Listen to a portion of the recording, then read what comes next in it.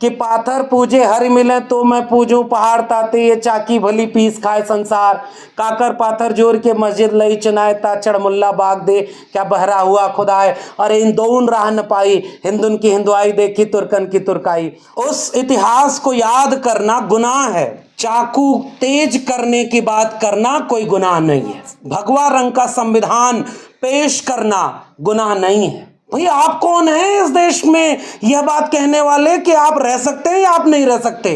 जो उनके खेमे में नहीं है उसको बदनाम करो, उसको खत्म करो, और जितने लोग उनके खेमे में हैं वो नफरत का व्यापार कर रहे हैं। मुझे लगता है कि ये देश बिल्कुल बटा हुआ दो देश है, और शायद हम लोग का कुछ न कर पाना, मुझे ऐसा लगता है कि उनकी बजाय कहीं हम ही तो नहीं कैद हैं, अलग अलग दायरों में, अलग अलग वजहों से। और जो लोग कैद हैं, जिनकी तस्वीरें, अभी एक साथी ने कहा कि पहले हम लोग आते थे किसी और को छुड़ाने, अब ऐसा लग रहा है कि अपने ही कोई घर का उन तस्वीरों में दर्ज हो गया। तस्वीरें कम हुआ करती थी, वो बढ़ती जा रही हैं। और सच बात यह है कि ऐसे बहुत सारे लोग इस देश के तमाम अलग अलग हिस्सों में अपने हक हुकूक के लिए लड़ने बोलने की वजह से कैद हैं, और शायद उनकी तस्वीरें भी, उन सब की तस्वीरें यहाँ नहीं हैं। और गुनाह क्या है? और सुन रहे थे, हम भी सुन रहे थे उस गुनाहों को जिनका खामियाजा ये भुगतना पड़ रहा है कि इस मुल्क की अदालतें, इस मुल्क के निज़ाम और जितने भी किस्म के हुक्मरान हैं, उन्हें ये दिख रहा है कि किसी का गुनाह ये है कि वो CNRC जैसे कानून की मुखालफत करता है और अपने लोकतांत्रिक हक के लिए वो बोलने लगे तो वो गुनाह है। कोई किसी के घर में किताब या कोई दस्तावेज बंदूक की तरह मिल रहा है, वो गुनाह है। और एक और किस्सा आपने सुना अभी कि किसी पुलिस थाने में चोरी हो गई, और किस चीज की चोरी हुई नहीं पता, चोरी हुई महाराष्ट्र में, और वहां के बाद दिल्ली के एक प्रोफेसर को उठा लिया गया, और ये उनका गुनाह है जो उन्हें पता ही नहीं, ना उनके घर वालों को पता, चार्जशीट पर फाइल नहीं हुई रही है। ये सब गुनाह हैं। गुनाह है इस देश में क्रांतिकारी इस्तकबाल और इनकलाबी सलाम बोलना, गुनाह है इस देश में आदिवासियों के हक के लिए लड़ना, भीमा कोरेगांव की उस इतिहास को याद करना गुनाह है, मगर इस देश में चाकू तेज करने की बात करना कोई गुनाह नहीं है। घरों में तलवार रखे जाने की बात खुलेआम मंचों से करना गुनाह नहीं है। इसे दिल्ली में भारत के संविधान को तार तार करके जलाना और सेमिनार करके भगवा रंग का संविधान पेश करना गुनाह नहीं है। इसी देश में आज के वक्त धर्म संसद का नाम लेकर के एक सम्मेलन करना और उसमें घोर अधार्मिक और हिंसक बातें करना गुनाह नहीं है। इस देश में गुनाह की परिभाषा बदल गई है, और इसलिए मुझे लगता है कि ऐसी परिभाषा में हमें फक्र है उन गुनहगारों पर जो इस मुल्क की जमहूरियत को बचाने के लिए हमारे हिस्से की लड़ाई लड़ते हुए जेल में, और इसलिए हमें जोखिम उठाना होगा, सच कहने का जोखिम, और जिन्होंने जोखिम उठाया उसी का तो खामियाजा वो भुगत रहे हैं। और सच बात यह है कि आप मैं बतौर नागरिक जब इस तरह के कार्यक्रमों में पहले भी हम शामिल हुए हैं और अब भी जब भी आते हैं तो हमें लगता है कि हम तो कितनी सहूलियत में जी रहे हैं। हमें पता ही नहीं कि हमारे हिस्से की लड़ाई कौन लड़ता हुआ कितनी मुश्किल में है, उसका परिवार कितना कुछ झेल रहा है। जो हक की लड़ाई के लिए लड़ने गया उसे इतना झेलना पड़ रहा है, और जो हकमार बैठे हैं वो आबाद खुले घूम रहे हैं। वो देश लूट लें, वो सब कुछ कर लें, अब वो अपने लोगों को हुक्मरान बनाएं और इस मुल्क को बेच करके अपने दोस्त को दुनिया का दूसरा सबसे अमीर आदमी बना दें। और अब तो ऐसा हो रहा है कि जैसे सबसे बड़े इंटेलेक्चुअल वही हैं, वो टीवी पर बैठकर इंटरव्यू देंगे कि कैसे इस देश में फ्रीडम ऑफ स्पीच होनी चाहिए, जो हर तरह की बोलने वाली आवाज़ों को बिकते हुए बाजार में खरीद ले रहे हैं। उनका चैनल पर इंटरव्यू चलाया जाएगा। और दूसरी तरफ एक ऐसा सांस्कृतिक संगठन है भाई इस देश में जो गैर राजनीतिक है, जो राजनीति नहीं करता, वो एक सांस्कृतिक संगठन है, और उसके मुखिया बोल रहे हैं कि हां हम इस देश में मुसलमानों को रहने देंगे। रह सकते हैं वो। भाई आप कौन हैं इस देश में यह बात कहने वाले कि आप रह सकते हैं या आप नहीं रह सकते? अभी तो आप वाला देश बना भी नहीं है जो अखंड भारत आप बनाना चाह रहे हैं।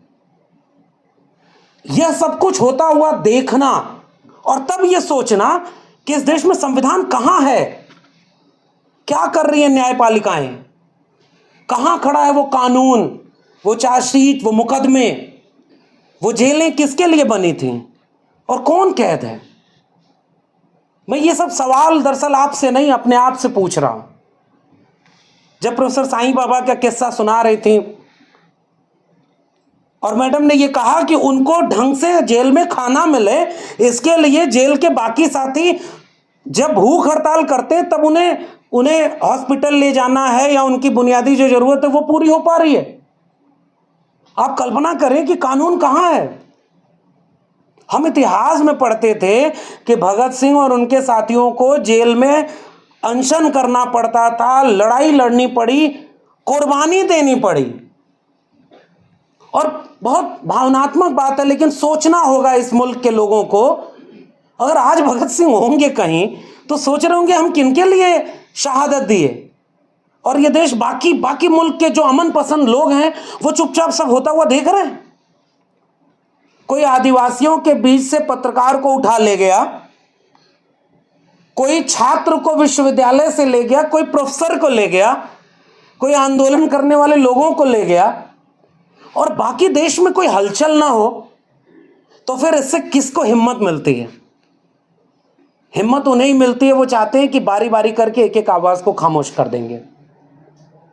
मुझे लगता है कि आज की इस बातचीत का एक मकसद तो शायद यह भी होगा कि इस दिल्ली के छोटे से कमरे की चारदीवारी के दूर, बहुत दूर देश के कोने कोने में शायद ये आवाजें जाएंगी, शायद उनके निर्जीव से पड़े जिस्म को झकझोरेंगी कि भाई आपके देश में क्या क्या हो रहा है, आप कब जागोगे। मैं इसी उम्मीद से यहां आया हूं, क्योंकि अगर ऐसा नहीं हुआ तो सच है कल कोई और तस्वीर थी, यहां एक आध तस्वीरें कम होंगी, कई तस्वीरें जुड़ेंगी, और शायद उन्हीं में से कोई एक तस्वीर की जगह हमारे बीच के किसी व्यक्ति की तस्वीर अगली बार वहां होगी। और क्या शायद मतलब हम लोग उसका इंतजार कर रहे हैं। मुझे चेगवेरा की एक पंक्ति याद आती है कि उसने कहा कि मैंने कब्रिस्तान में उनकी भी कब्रें देखी जो केवल इसलिए नहीं बोले कि हक की या सच की बात बोलेंगे तो मारे जाएंगे। तो ये कोई जरूरी नहीं है कि जो बोलेगा वही सजा पाएगा, वही कैद होगा। जो नहीं बोल रहा है, खामोश है, नंबर तो उसका भी आएगा। कोई चैनल बिक जाए, कोई कंपनी बिक जाए, कोई विश्वविद्यालय बिक जाए, तो उस विश्वविद्यालय के बोलने वाले, लड़ने वाले छात्र और प्रोफेसर ही नहीं उसके शिकार होंगे। जो खामोश होकर के उस विश्वविद्यालय प्रशासन और देश के प्रशासन के साथ खड़े थे, वो भी तो उसके शिकार होंगे और हो रहे हैं। तो मैं केवल ये बात सोच रहा हूं और अपील और गुजारिश कर रहा हूं इस मुल्क के लोगों से कि आप कब क्या अपने बारी का इंतजार कर रहे हैं? कैसा देश बनाया जा रहा है भाई? किस बात पर बहस होनी चाहिए? नफरत का व्यापार चारों तरफ। कोई टीवी एंकर कोई बयान दे दे कि भाई ये देखो, ये व्यक्ति जो पुलिस वाले को मार दिया ये मुसलमान था और जिहाद का शिकार हो गया, ये एएसआई। और कुछ दिन बाद, कुछ ही घंटे बाद पुलिस आके बयान दे रही है भाई ये गलत, तुम अफवाह उड़ा रहे हो, तुम पत्रकार हो, वो मुसलमान नहीं वो हिंदू है। ट्वीट डिलीट हो गया, काम खत्म, अगला शिकार की तलाश कर रहे हैं वो जो तलवार लेकर एंकरिंग करते हैं इस देश में। बड़ा चिंतित हूं, परेशान हूं। हमारे विश्वविद्यालय में अब नए नए सिलेबस बन रहे हैं कि भारतीय परंपरा, भारतीय संस्कृति, भारतीय चिंतन धारा, इनको हम विश्वविद्यालय के विद्यार्थियों को पढ़ाएंगे। लेकिन मैं एक सवाल पूछता हूं कि क्या उसमें भारतीय चिंतन, परंपरा, धारा और इन सब में वो सारे सवाल पूछने वाले लोग शामिल होंगे या नहीं? और वो कौन सा भारत होगा जिसमें सच बोलने पर गुनाह ये मिल रहा है कि सजा मिलेगी, आप जेल जाएंगे? इसलिए मैं उम्मीद करता हूं, पता नहीं ये कार्यक्रम करके शायद यहां आने का एक फायदा केवल मुझे ये दिखता है कि हम सब एक दूसरे से हिम्मत लेते हैं और हिम्मत देते हैं। जिनके परिवार के लोग जेल में बंद हैं, वो अगर अपनी बात खत्म करते करते ये बात कह के जाएं कि एक ऐसा सवेरा आएगा, वो सारे लोग बाहर होंगे जो आज जेल में हैं, तो मुझे लगता है कि हमें यहीं से हिम्मत मिलती है। जब वो नहीं टूट रहे तो हम क्यों टूटें? और शायद हम सब एक दूसरे को हिम्मत दे करके ही टूटने से बचा पाएंगे।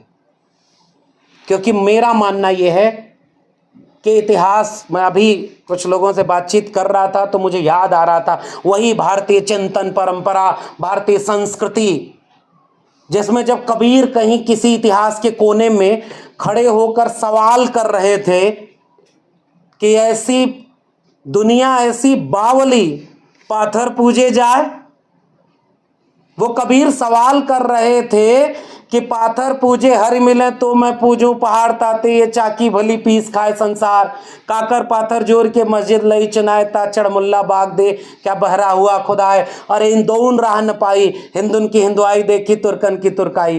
वो बार बार एक सवाल कर रहे थे कि मोको कहाँ ढूंढे रे बंदे, मैं तो तेरे पास में, पोथी पढ़ पढ़ जगमुआ, क्या कुछ नहीं कहा है। उस दौर में कौन हुक्मरान था, किसने क्या किया, उसे इतिहास भूल गया है। कबीर जो अकेला चला वो आज भी इतिहास में दर्ज है और वो याद किया जा रहा है। इसलिए मुझे उम्मीद है कि ये सारे हक की लड़ाई लड़ने वाले इतिहास में दर्ज रहेंगे और जब भी 2022-23 का इतिहास पढ़ा जाएगा तो ये याद किया जाएगा प्रोफेसर साईं बाबा, प्रोफेसर हनी बाबू, खालिद सैफी, उमर खालिद और तमाम वो सारे आदिवासी, दलित एक्टिविस्ट, मुसलमान एक्टिविस्ट, छात्र, प्रोफेसर हमारे हिस्से की लड़ाई लड़ते हुए जेल में थे। और उस समय फिर एक सवाल और हमसे पूछा जाएगा कि हम बाहर थे तो क्या कर रहे थे। हम बाहर थे और हम ये जानते थे कि यह गलत हो रहा है, तो हम क्या कर रहे थे। मुझे लगता है कि ये वो सवाल है जिसका जवाब शायद हमारे पास नहीं होगा। और इसलिए मैं शायद इस मंच पर खड़ा होकर केवल खुद से एक अपील करना चाहता हूं कि यह न देखा जाए कि जुल्म कितना बड़ा है। मुझे याद आ रहा है हमारे दौर में सच बोलना गुनाह है। राजेश जोशी की एक कविता है, जो सच बोलेंगे मारे जाएंगे। और अभी का हकीकत यह है कि जो सच नहीं भी बोल रहे हैं उनके खेमे में नहीं है तो भी मारे जा रहे हैं। जो उनके खेमे में नहीं है उसको बदनाम करो, उसको खत्म करो। और जितने लोग उनके खेमे में हैं वो नफरत का व्यापार कर रहे हैं। मुझे लगता है कि उनका काम आसान है, उनका काम है नफरत का, उनका काम है लोगों को लड़ाने का, तोड़ने का। हिंदुओं को खुश करो, देखो हमने मुसलमानों को ठिकाने लगा दिया। ये सच है भाई, इस देश में साफ तौर पर आपको ये मैसेज दिया जा रहा है। कि आपको हिंदू राष्ट्र बनाना है, आपको अखंड भारत बनाना है, इसके खिलाफ कोई बोलेगा तो उसको हम जेल में डाल देंगे, और देखो मुसलमानों को हमने ठिकाने लगा दिया, आप हिंदू बनकर खुश हो गए। फिर अचानक दूसरा गेम कि ये देखो हमने आरक्षण खत्म कर दिया, सारे सरकारी संस्थानों को निजी हाथों में बेच दिया, तुम अपर कास्ट हो तो तुम भी खुश हो लो, देखो हमने ये संविधान खत्म कर दिया। फिर तीसरी तरफ आप अगर अमीर हैं तो ये देखो गरीबों को हमने इतना कमजोर कर दिया है कि कहां 5 ट्रिलियन इकोनॉमी, अच्छे दिन, 15 लाख हर अकाउंट में, 2 करोड़ रोजगार, बुलेट ट्रेन, सब भूल जाओ। 80 करोड़ लोग 5 किलो अनाज और 500 रुपए पर वोट देने के लिए मजबूर हैं, अमीरों खुश हो जाओ। ये बिल्कुल मुझे लगता है कि ये देश बिल्कुल बटा हुआ 2 देश है, और इसमें 90% आवाम को यह कहा जा रहा है कि तुम्हारे दुश्मन देखो किसी धर्म के लोग हैं, किसी जाति के लोग हैं, किसी और तरह के लोग हैं, और सबको आपस में बांट करके ऐसे ही चुन चुन करके हमारे लोगों को कैद किया गया।